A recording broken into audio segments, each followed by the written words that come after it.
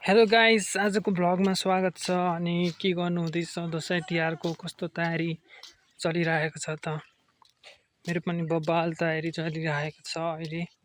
अनि अहिले यहाँ झापामा धेरै घाम लागिरहेको छ, जसको कारणले अनि यहाँ हिँड्दाखेरि कालो बनाइदिन्छ।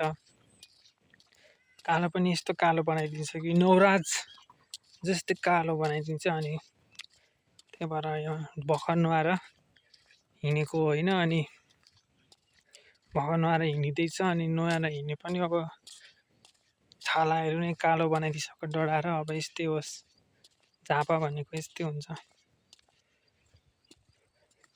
अनि अब यताको दृश्यहरू यस्तै हेर्ने हो होइन। अनि आज दृश्य भन्नाले पनि अब यसो गफ गर्ने।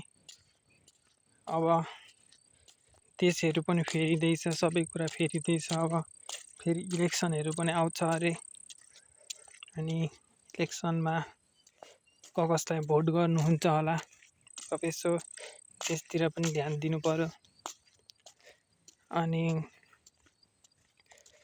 यस्तै हो, काम भइरहेको छ। अब जिन्दगी चलिरहन्छ। अनि नयाँ नयाँ ठाउँ घुम्दै गर्नुपर्छ। अब नयाँ ठाउँ जान पाइएको छैन, अब एक दिन नयाँ नयाँ ठाउँ जाने हो अनि घुम्ने हो। अनि त्यहाँको दृश्यहरू पनि अवलोकन गर्ने हो। तर मलाई भ्लग बनाउन चाहिँ अल्छी पनि लाग्न थालिसक्यो। अब जानुपर्छ, क्यामेरा खोल्नुपर्छ होइन। अनि क्यामेरा खोलेर बोल्नुपर्छ।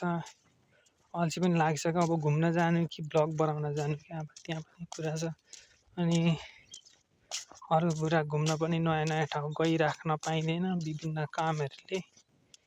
तर पनि अब घुम्न चाहिँ गइराखिन्छ होइन। तर इन्ट्रेस्ट चाहिँ लाग्न छोडिसक्यो यो भ्लगमा पनि। तर पनि बनाइदिन्छ भ्लगहरू।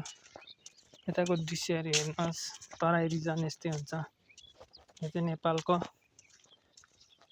तराई रिजन भन्ने ठाउँ पर्छ होइन। अनि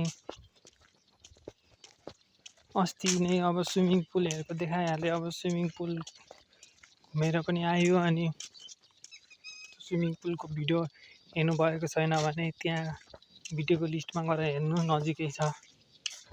र यहाँ खोलाहरू यहाँ के छ र, यहाँ पनि अब धानहरू रोपेको छ। अब धानहरू काट्छन्, धान काटेपछि पनि यहाँको भिडियो बनाउनु पर्ला जस्तो छ। अनि मलाई चाहिँ अब यो सास सम्बन्धी रोग लागे जस्तो छ होइन। अनि बोल्दा बोल्दै कस्तो भइरहेको छ। यहाँ चाहिँ अहिले चटपटे खाना आँटेको छौँ हामी होइन। अनि अङ्कलले चटपटे बनाउनु हुँदैछ। अब यो चटपटे चाहिँ अब खानु पर्यो। अब चटपटे पनि मिठो हुन्छ होइन आन्टी? अङ्कल कस्तो चटपटे बेच्नु गर्नुभएको छ। अङ्कल बोल्नै भएको छैन। अब बोल्दैन किन क्यामेरामा बोल्नु न। अब यहाँको चटपटे खाने हो। पैसा पनि बोकेको थिइनँ। अब अङ्कलले चाहिँ बोनी गर्नुपर्छ भन्नुहुँदै थियो होइन। तर रिसाउनु हुँदै थियो। तर अब गाउँघरको चिनेको भनेर दिनुभयो। अब अर्कोचोटिदेखि चाहिँ दिनु हुँदैन अरे होइन अङ्कल?